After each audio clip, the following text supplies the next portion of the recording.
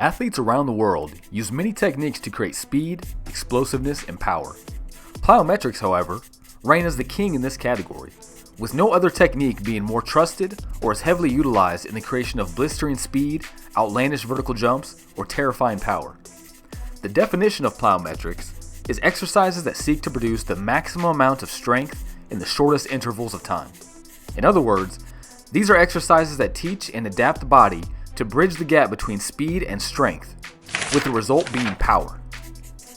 Unlike traditional strength training, plyometrics do not simply make the muscles bigger and stronger. Instead, they work by creating three fascinating and powerful adaptations to the body. Number one is tendon strength. While muscles are great for creating voluntary movement, that is, when your brain thinks about moving, your muscles make it a reality, they are not very good at absorbing rapid or explosive movement from outside the body. For instance, when you run at top speed, it's your muscles that start the movement and get the acceleration going. But in the process, the feet, as they strike the ground, create very high forces that travel back up the leg. The muscles have a really high water content, and this force disrupts the movement of the muscles and can wreak havoc on the ability to propel the body forward with any speed. Imagine throwing a water-filled balloon across the ground that doesn't break. It becomes deformed and warps underneath the pressure, stopping its momentum quickly. Luckily, the body has tendons. The tendons are much more dense and specialized in absorbing force and rebounding that force back out like a loaded spring. Plyometrics greatly target the tendons and cause them to quickly grow thicker, stronger, and more explosive. The tendons not only stop the disruption, but actually help the muscles propel the body forward by adding spring to each step. Number two is muscle reaction time. The body has an intelligence all its own, separate from but intertwined with that of the brain. The body is full of sensory nerves busy collecting data from all around you all day long, and 99% of it you're not even aware of, but the body is.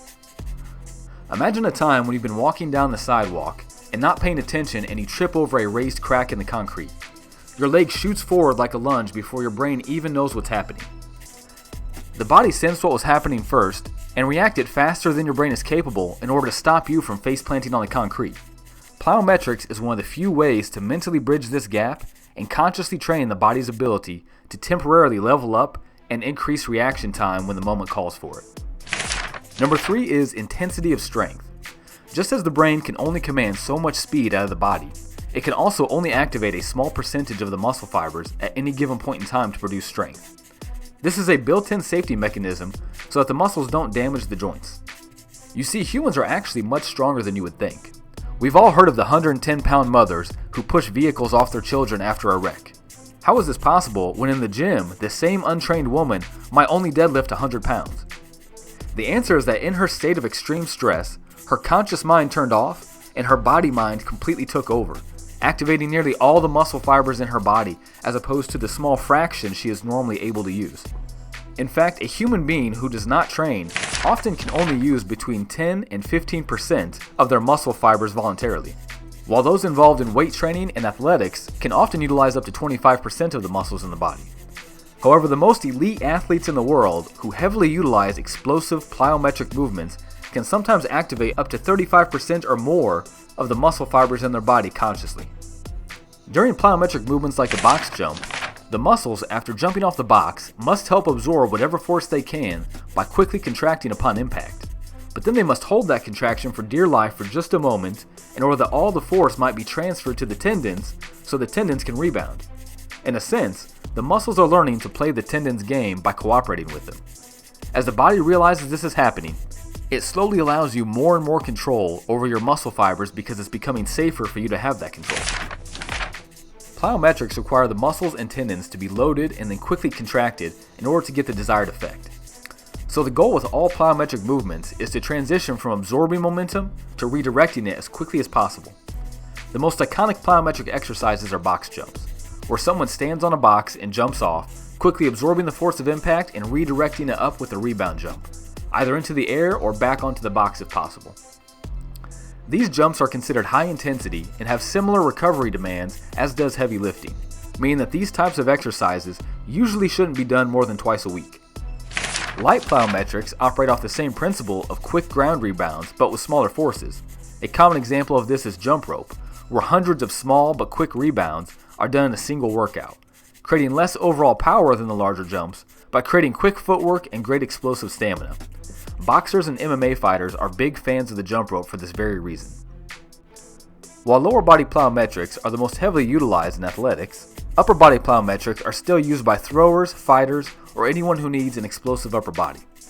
Common upper body plyometrics include jumping push-ups, where the push-up is done explosively so that the upper body jumps off the ground before landing back down and attempting to absorb the landing force, then redirecting it into the next push-up. This would be considered a heavy upper body plyo, which is again only appropriate for most people once or twice a week. A lighter version of upper body plyometrics would be speed push-ups, where the body never jumps off the ground, but it is still performed in the same rapid and explosive manner. These push-ups are only done in a small range of motion, often only 3 to 5 inches of movement.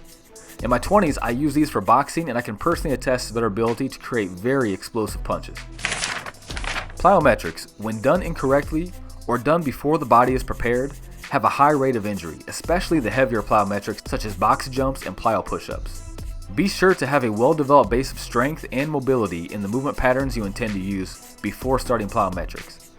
For instance, if you are going to do box jumps, be sure to develop some leg strength first, either with squats or with depth jumps, with depth jumps simply being a box jump without the rebound.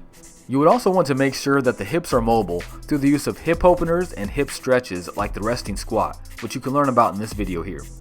Also, if you feel prone to injury or you've had joint injuries in the past, it may be a good idea to spend some time strengthening the tendons before doing explosive plyometric work. If you're interested in how this is done, check the description box below for a blog post explaining how. Well, that's it for now. Thanks for watching, and until next time, keep moving, my friends.